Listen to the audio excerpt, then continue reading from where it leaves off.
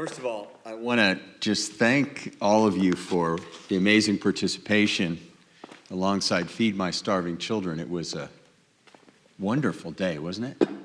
The crafts and the food, it was just a terrific experience. And folks who came just loved it. So thank you for your artistry and your hard labors to make that all happen.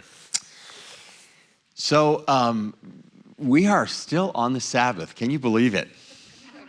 How many of you had a chance to read the chapter in the book? So you've had a chance to read Dr. Carol Bechtel's chapter. She writes very well, and it gives us a chance today to look at something that's called a strong reading or a provocative reading, which she gives us of Exodus chapter 16. And I'll explain what that means in a minute, but I printed out for you all of Exodus 16. And this is a familiar story. So what's the setting of Exodus 16? What's the sort of timing of this in the story of the people of Israel?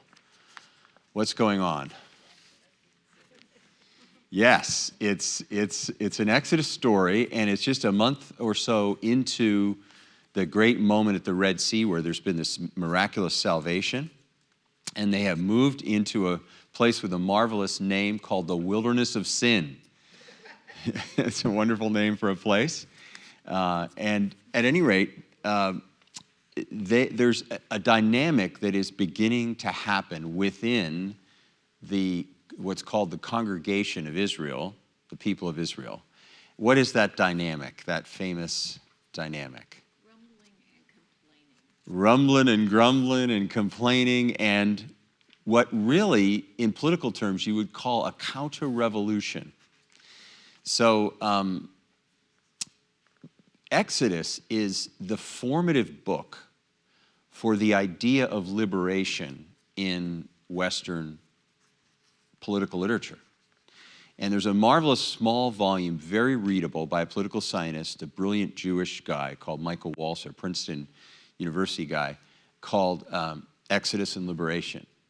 And in a number of short chapters, he really shows how the Exodus narrative was used in all the great revolutionary, great political movements, the movements toward freedom and democracy in the West, the movements toward black liberation in the West. All these movements used Exodus as a model. And there are a couple of classic things that we see in this chapter. One is you brought the complaining in. Well, what's the significance of that? You can take the people out of Egypt, but it's hard to take Egypt out of the people. Freedom is a burden as well as a blessing. Freedom requires something of us. The Israelites had a structure in Egypt. They didn't have to self-govern. They didn't have to settle disputes. They didn't need a judicial system. They didn't need an army. They didn't need to self-protect against other people, right? They just had to obey their taskmasters. They had one requirement, right? And everything else was kind of provided for them. But it was also imposed on them. And so freedom, the rescue at the Red Sea is a wonderful thing, but now it's going to require nation building. It's going to require building a society. It's going to require cooperation. And it's going to require a system that's going to sustain them. It's going to require agriculture or hunting or something to provide food for this large group of people. And so they are looking back toward how easy it was in Egypt, and they are challenging the leadership of Moses and Aaron. You remember Moses and Aaron are a tag team. You know that term from wrestling, pro wrestling, tag team? What was the character of the tag team? What did each one of them do? Do you remember? Which one spoke to the people? Aaron. Remember what Moses' objection was when he got that call at the beginning of the book of Exodus? He had some excuses before he took on the job of liberation, and the biggest one was, I don't speak well. I stutter. I struggle to get my words out. And so God says, all right, Moses, I'll give you someone who can speak, who you love already. You're related to Aaron, and he'll fix that problem. So Moses often generates the ideas in conferences with God, and Aaron delivers the message to the people of Israel. And Moses, we see as this story goes on, there's some complaining in the first paragraph, and then they speak to the people, and you can see already that the pressure that's on the leadership there. Exodus is also a leadership manual. It's about leadership. And Moses and Aaron are feeling this pressure. They don't have a way of coercing the people of Israel. Their entire authority depends on their credibility as leaders, right? Have you ever been in an organization where all your power depended on credibility? I have, like right now, right? Pastors, I don't have any authority, actual authority over you, right? To come to this moment or to do anything. It's all persuasive. It all depends on whether you believe what I'm asking you to do is the right thing to do. And it was the same with Moses and Aaron. And so they were faced with this leadership issue, and they deflected it a little by saying, when you complain about us, you're actually complaining about God. That's a little bit of a threat, because you don't want to complain against Yahweh. Bad things could happen. So that's paragraph number 2. And then we see that there are instructions that are given to solve this food problem. We had a lot of food problems in the pandemic. How many of you went to the grocery store and saw a lot of empty shelves, right? Imagine if there was nothing on the shelves. There wasn't a single thing on the shelves. You'd be in a panic, right? And the people of Israel were in a panic. And we'll come back to that. Their problem was not too much, it was too little. But how does God solve the problem? What does he promise that he's going to do, famously? What's he going to send in the morning? Manna in the morning. And what's going to come at night? Yeah, you got to get a little protein. So carbohydrates in the morning and protein at night to sustain them in their journeying and their conflicts with other people. And what are the specific instructions with respect to the manna and the quails? What are they supposed to do each day? Yeah, they're supposed to collect enough for that day. But what happens if they try to store it? It goes bad. Except for one particular day. This is important for Carol Bechtel. She points out in her narrative. On Friday, they're gonna collect a double portion. God's gonna rain down twice as many quails and twice as much manna, and it's going to be just the right amount for every person, and then that'll sustain them on Sunday, and miraculously it won't go bad on overnight without any refrigeration out there in the desert. So that's going to be the system. And from God's point of view, what's he doing with the nation of Israel? What's he trying to teach them? Yeah, dependence and a kind of spiritual discipline where you trust God and you believe that God will keep his promises and that he's going to sustain you and provide for you. So that's what's going on in this system from God's point of view. And right away, as we see, the counter-revolution has not stopped. Moses and Aaron have not been able to quell it right away. So in paragraph 4 on page 1, Moses reiterates the instruction, and he says to them, let no one leave any of it over until morning. But here's verse 20. They did not listen to Moses. And some left part of it until morning, and it became disgusting, wormy and rotten. And so again, it's interesting. Revolutions are tricky in human history because what you're doing is you're getting people to do a dramatic revolt to oppose a regime. And they go into a revolutionary mode where they are fired up about challenging authority. And so if you look at the story of any revolution, take any revolution. Take the French Revolution, for instance. What happened as the French Revolution went on? Did they overthrow the class of nobles and the king and then settle into a nice pattern of civilized life?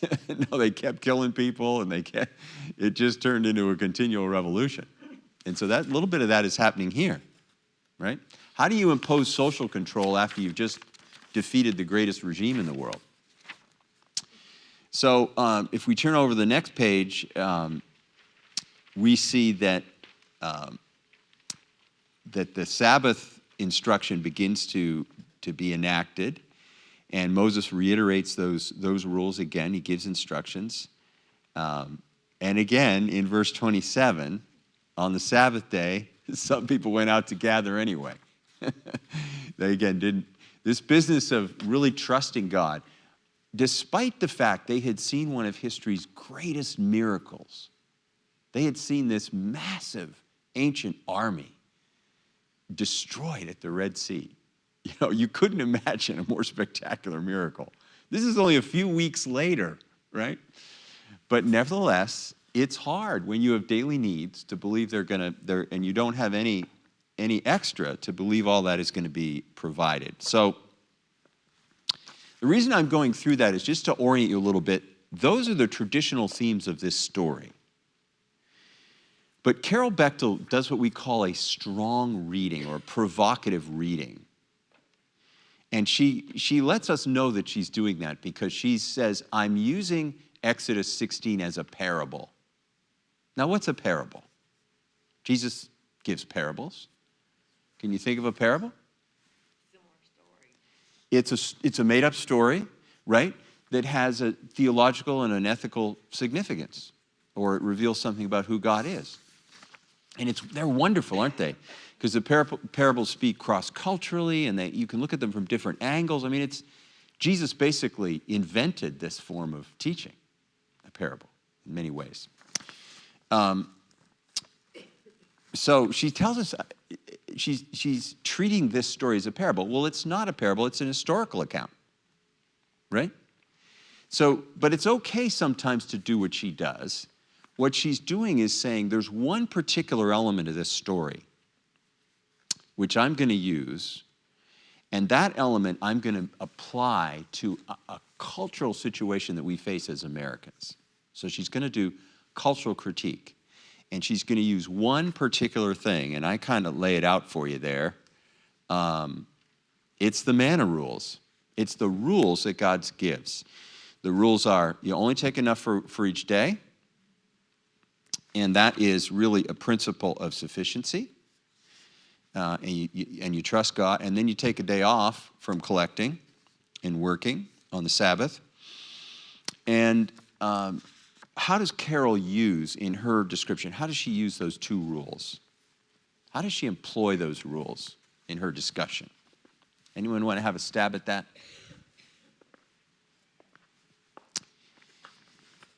She connects the Sabbath, these Sabbath rules from Exodus 16, with something you might call American consumerism or Western consumerism, right? And so the lessons of dependence and sufficiency, being satisfied with what you need and depending on God for things, are contrasted with an attitude in our culture. Now, let's take a look at that attitude in our culture. That's under B.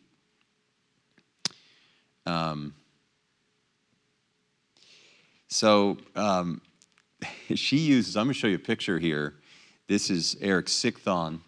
If we can get Eric Sigthon up on the screen. This is a picture of Eric Sigthon, who's in the middle there. And there's a little Latin phrase underneath there. And then this is a story from Greek mythology that appears later on in a Latin writer called Ovid, who I had to translate in college when I was studying Latin. And here's the second deal with him. And what do you notice going on in this picture? Yeah, there is. Look at what he has got. Man, he's got like 10 loaves of bread there, and he's got 2 entire Thanksgiving turkeys to eat going on there. He is a figure who's connected with insatiability.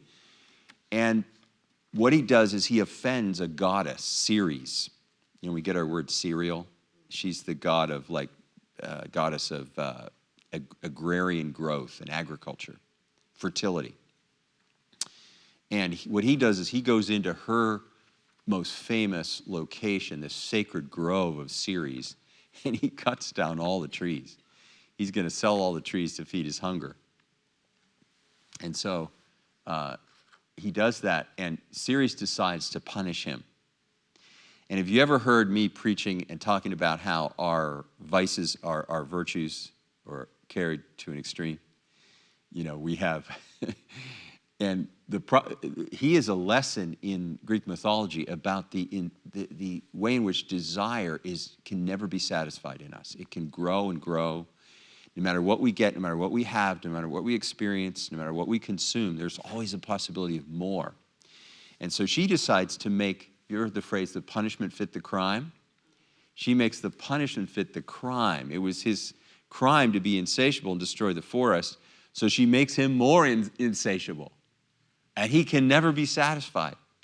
And he gets to the point where he's now used up all his assets, and this is his daughter to the left. She's in the position of the maiden in distress, right? She's appealing, crying out. And he's going to sell her to get this food that's in the front of the picture. He's going to trade her for a meal. So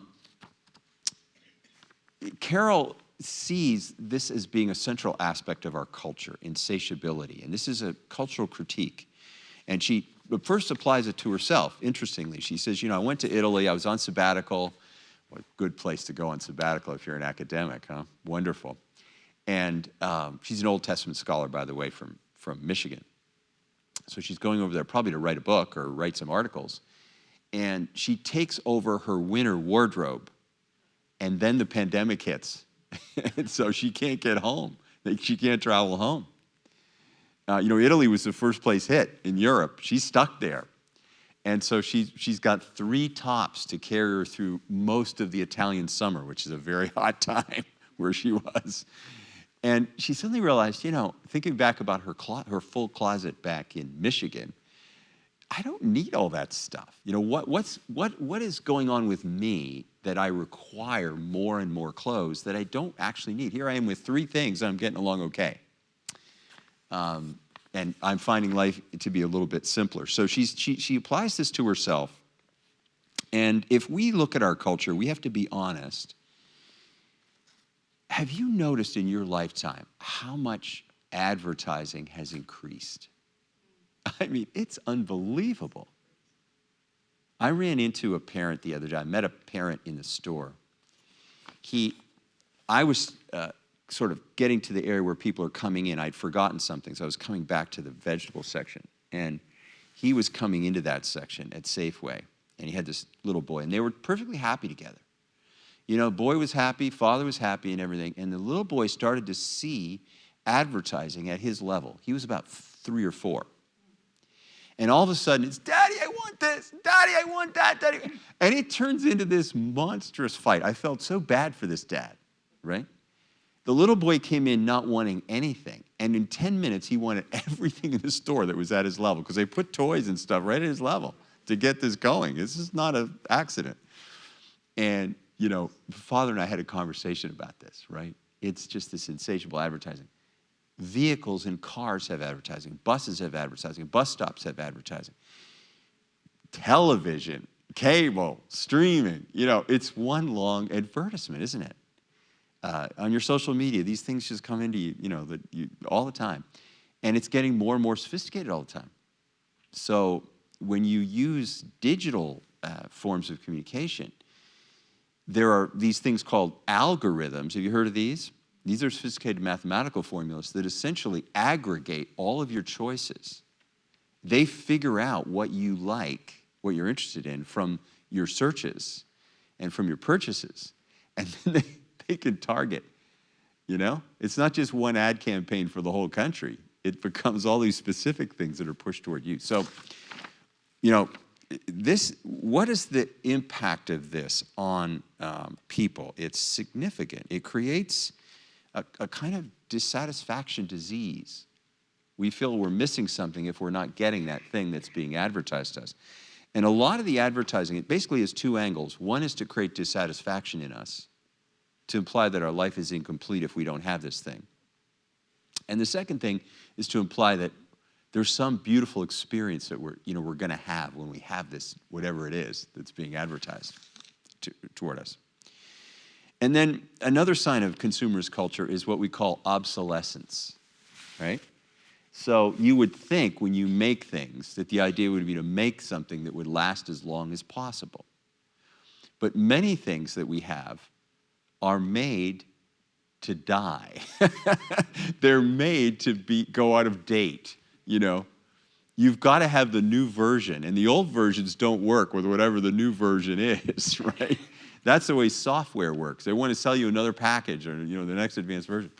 So that's called obsolescence, and that's another sign of what Carol is talking about. Now, she does an interesting thing. She doesn't explicitly kind of come out and make this argument, but it's implied in the examples she uses around food and sustainability, and it's also kind of implied in the tone of some of the language that the whole idea of growth and of kind of the society's wanting to develop a lot of new things and go forward is harmful to the planet, ultimately.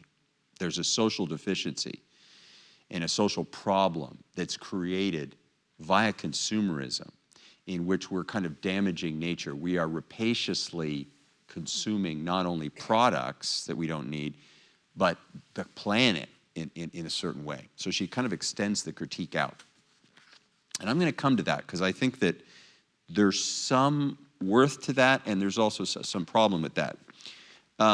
So I want to, when you have someone make a strong, what we call a provocative or a strong argument, doesn't come right out of the text. It's not really there in Exodus 16 as if you look at Exodus 16 on its own. But it is a biblical theme, isn't it? This theme of insatiability. And so she's using the text to highlight that theme. Well, let's look at what I would call the marks of influenza in the Bible. Affluenza. Now, affluenza is a word I created, but you can get what it means, right? Affluenza.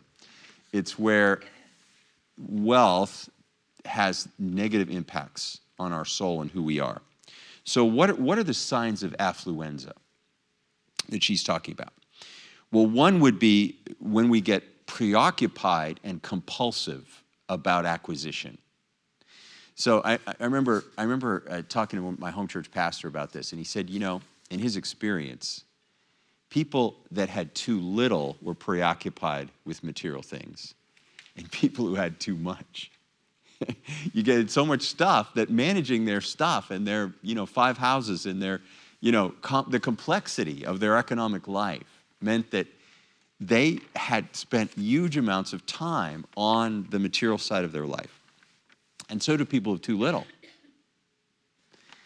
He said there's kind of a middle range in there where you can be sufficient and enjoy the things that you're given and be generous, but not be obsessive about the material side of life. So one of the marks is preoccupation. Jesus taught this in Luke 12. This is Luke's version of Matthew 6, in the Sermon on the Mount. And he says, don't keep worrying. Don't be obsessive about what life, about you're going to eat and what you're going to wear and how your health is all the time. Life is more than food and the body is more than clothing. And then he says, consider the birds and you're much more valuable than the birds are. And so, God will take care of you is the message. God clothes the grass, which is so impermanent. It's here today and gone tomorrow. He's going to clothe you. Don't become a person who's anxious and obsessed about all these things. Seek the kingdom. So obsession and compulsion. Compulsion is where you have a habit that you'd like to quell and you keep coming back to it. It's like you keep scrolling through the advertisements, even though you didn't start out really thinking that you needed to buy something. You know what I mean? You're going window shopping when, there's really nothing on your list. So that's compulsion, and then that's a sign of this affluenza. Another is measurement and competition. And that's where you begin to think about the value of your life and others' lives materially. That's how you're measuring it. And Jesus kind of warns, many who are first in the hierarchy of power and possession will end up last in the kingdom. And many who are last are going to end up first. So that's Matthew 19. And then a third sign of affluenza is the security issue, right? The security issue. How many of you like to play board games with your family when you were little? Did you play board games? What board games did you play? All right, Monopoly. There it is. That was my guess. There's a big Monopoly picture. That's the British version. You can see I did that in your honor today. That's a British guy, a British rich guy. So it's London. It's London where you're buying the streets and the hotels, Mayfair and so on. Monopoly. And what happens at the end of a game, any game, what happens at the end of Monopoly? Well, there's a winner.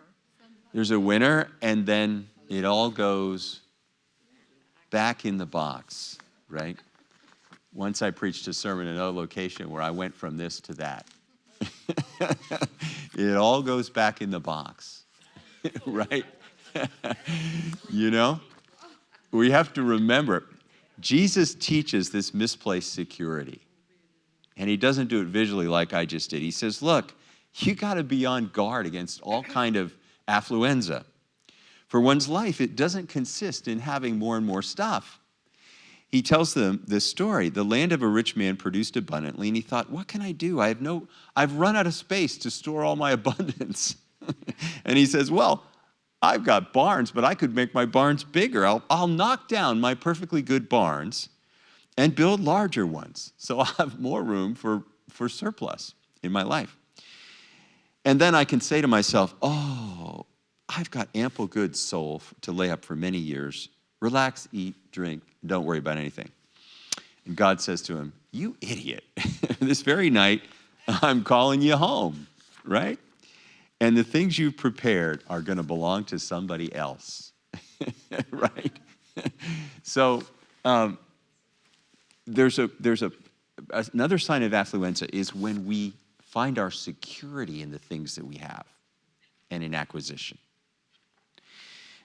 So these are all things that reinforce some of what Carol is telling us. They sort of I think they broaden and they deepen it. And the last big one here is hoarding, not sharing. In Luke 16, you notice that Luke has a lot of material on this theme. Luke 16. And this is the famous story of the rich man who's all dressed up in Gucci and fine linen, and he's eating a feast every single day. He's got Christmas meal every day. And at his gate, there's a poor man who's he's got some skin disease, and who would gladly eat what the dogs eat, just the scraps from under the table. But he's not given any. And he dies, and he goes to be with Abraham. He's carried away by the angels, and the rich man dies, and he ends up in that other place. He goes to Hades, and he's suffering, and he asks God to send Lazarus. Look at the beautiful language of this. He lifts up and he sees Lazarus with Father Abraham in a vision, and he calls out, please have mercy on me. Send Lazarus to dip the tip of his finger in water to cool my tongue. I'm in agony. And Abraham says, remember that during your lifetime you had many good things, and Lazarus many difficult things. He's comforted, you're in agony. Besides all this, between you and us there's a chasm, and those who might want to pass from here to there cannot do so, and no one can go in the other direction. Well then, he says, I beg you to send him and warn my relatives. Isn't that interesting? Rich man isn't a completely selfish guy. He's thinking about his family. And Abraham says, they have Moses and the prophets. He didn't listen to them. There's a lot in the Old Testament about sharing, right? Your obligations to the poor and so on. And he says, no, Father Abraham, but if someone from the dead comes to them, they will repent. If they don't listen to Moses and the prophets, neither will they be convinced if someone rises from the dead. That's a little hint about what? The resurrection. Some people still won't believe in a spiritual reality being more important than the material world around us, even if someone rises from the dead. It demonstrates it. So, the other thing, the sign of affluenza, is when we hoard stuff and we don't share out of our abundance. And then finally, it's that dissatisfaction that I mentioned before. success is not getting what you want, it's wanting and enjoying what you have, basically. So those 5 signs. So there is biblical warrant for this idea of this disease of affluenza and consumerism. She's on target with that. But, okay, remember Chris Woodard always says, but is the most important word in the Bible. But, he always, look at D. There's a kind of a romanticism about simplicity and sufficiency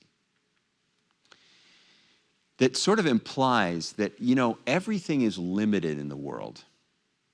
And so if I'm getting more and more, I'm taking away from you, right? It's the picture, and so that's why she kind of goes to food, because it's very visual with food. If we're a family of 8, and there's 8 pieces of pie, and I take 4, 3 people are left out, right? And so greed leads to people suffering and being dispossessed. And so there's a kind of critique of America as if America is kind of mainly this bad actor on the international scene because we use up too many resources. We consume too much. And that's sort of implied in the way that she approaches, the food issue. She has that laughs thing, only eat local, insatiability is not sustainable, not sustainability. So that sustainability language, now on the one hand, it's important because we're aware that certain resources in the world are limited, but on the other hand, it misses another set of biblical truths. In the story of the Exodus, I have empathy for the people of Israel because they have nothing day to day. They don't have a single thing. I mean, wouldn't you be a little worried, right? That would produce some anxiety for me and my children. Now, obviously the pattern of God providing each day, I can learn to trust and I can learn to live into that, and that's what God wanted. But surplus in itself is not a bad thing. Notice the Joseph story. Joseph saves the nation of Egypt and Israel, the future of the people of Israel, using surplus. He stores up from one year to another. So that when the famine comes, they've got resources to deal with it, right? So in that story, surplus is the hero, not the villain. And Jesus, similarly, talks again and again about entrepreneurship and multiplication in all of his kingdom teachings. It's not about conserving the little thing that you have, putting your pound in the ground so you don't lose it. It's about risking it to create lots more resources. And sort of the genius of Western society, and it can lead to consumerism, and I'm not underplaying that, but the genius of Western society is that it can generate new ideas and new advancements and new technologies that actually have changed the face of history. When I grew up in the 70s, people were convinced that if the world reached 2 billion in population, it would create mass starvation. There was absolutely there was a whole set of literature on this. We were taught it in school, basically.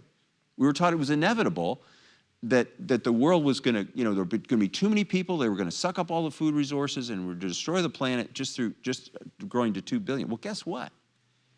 Farming and inventions have allowed not only us to grow much bigger than that as a planet, but to lift about 1/4 of the people on the planet out of poverty. And that has happened through innovation and surplus. So you have to be careful about just assuming that creating more is always a bad thing. When we create more, it creates certain kinds of opportunities, including the opportunity to share. And so there is civilizational advance depends on this, and there's a fallacy in the scarcity models in many of their applications. So intelligent growth is different than just willy-nilly growth, more and more and more and more and more. And so, I don't know how many of you saw this week, but the U.S. along with the Europeans in a kind of a consortium have been investing in fusion technology. Did you see this week in the news? So just think about this now. For the first time in our fusion reactor, it works with lasers, and it heats up an atom to 130 million degrees. Isn't that amazing? But for the first time, there was a net gain in a fusion reaction. That's been one of the big advances that needs to happen. If the huge amount of surplus investment that goes into that works, then guess what? The energy supplies of the world will be supplied by this. No environmental impact, nothing like in a nuclear fission reaction. You have to get rid of the waste in the end. I mean, just think of it. Water will supply the needs of the world endlessly. So much for scarcity model. So that's one thing I pray for regularly. That technology will work. And it is working. They just need to make it economically applicable. So let's have a conclusion here, because I've gone on a little bit today. But Sabbath and growth. Carol is helpful on this idea of consumerism, don't you think? It's a powerful thing. It's a good chapter. It's well written. It's personal. But I think also the underneath part we need to think about more thoroughly biblically. We need to be able to criticize growth in a little more fair way. And I think spiritual growth requirements, they do mean acknowledging our dependence and receiving our life as a gift and measuring our success. This one's very important, relationally. I deal counseling-wise in this area because we have a lot of people that are very driven to succeed, right? They want to create things and they want to go forward. Sometimes there's a great human cost in their relationships because they come to measure their life in terms of success, and then they just work at levels that don't allow them to cultivate the relationships with the people of their lives. They miss out. And when the people of their lives complain, there's conflict. I'm seeing someone this week around that very issue. So as Christians, we want to measure our success relationally and receive our life as a gift, acknowledge our independence, and probably I should have added there, live into our generosity. And that's really the biblical counteraction to consumerism. Comments or questions? You want me to tell you an affluent joke before we go today? Did you hear about the affluent French baker? How he made a lot of money out of bread? Well, he said, success begets success. Terrible. When I was young, I thought that the rich people had Bose stereos and the rest of us had Sony products. Turns out those were just stereotypes. How do rich people tickle their grandchildren? Gucci, Gucci, Gucci.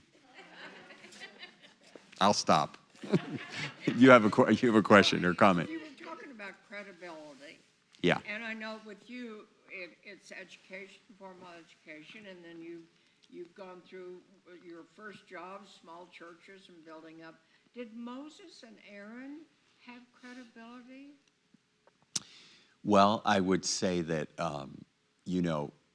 when you beard the Pharaoh and you raise your stick and the waters of the Red Sea part, that should build a lot of credibility as a leader. Okay. That, imagine bring the 10 Commandments down from the top of the mountain with the mountain shaking. So they did look to them as leaders. Yes, but it's interesting in Exodus, there's this drama, between these amazing moments of revelation and excitement and God's great action and, these day-to-day issues that come up in leadership, conflict and fear and doubt and all the things that come into community life when you're all taking on a big project of creating a new nation. Yeah. Yes. David, I have a question concerning the grumbling. Yes. Now, I'm sorry to bring this up. I know I always throw a kind of a paper clip in. No, you go ahead. You go ahead. But why did God, I know we can't ask this till we get there, maybe if I don't go the other way, wait for them to grumble before providing It's interesting, isn't it? Yeah. Why do they have a few days of travel without anything? You know, I think God anticipated this problem of the Egypt that still lived in them. You know, slavery is more than a condition that's imposed. It's a mentality that's learned, you know. And so and, you know, the leadership problem, it's, again, you don't make leaders overnight, which is kind of your question. So there was bound to be leadership challenges in this big task that was happening all the way along the line. And not just in the wandering in the wilderness, but in the entry into the promised land as well. So, yeah. No, it's true. I think if the provision is too easy, you're not learning to trust, right? The trusting is too easy. Real trust is developed when circumstances get hard. You know, later on, as the narrative goes on, the issue's water. And at Meribah, you know, now the food is supplied, but what about the water? You know, and so, and this is the way we work as human beings. We learn to extend our trust into new areas of our life, into new problems. You know, when we face new situations, we naturally become somewhat fearful and anxious. Yeah. So, good. Any other questions? Shall we pray? And I hear you guys are having a party today. Is that right? A little celebration. Yeah. Heavenly Father, we thank you for Christmas, and we thank you for the wonderful provision of the grace and truth that the world got to see in Jesus, and the marvelous way in which you draw us into a new kingdom through him. And we thank you for this season when we remember and celebrate this and share those great truths with the broader world. We thank you for the concerts we've been having and the worship services. And we thank you for this group and their faithfulness as they gather around Scripture and support each other in love and in friendship. And we ask you to bless this day and this time. In Jesus' name, amen.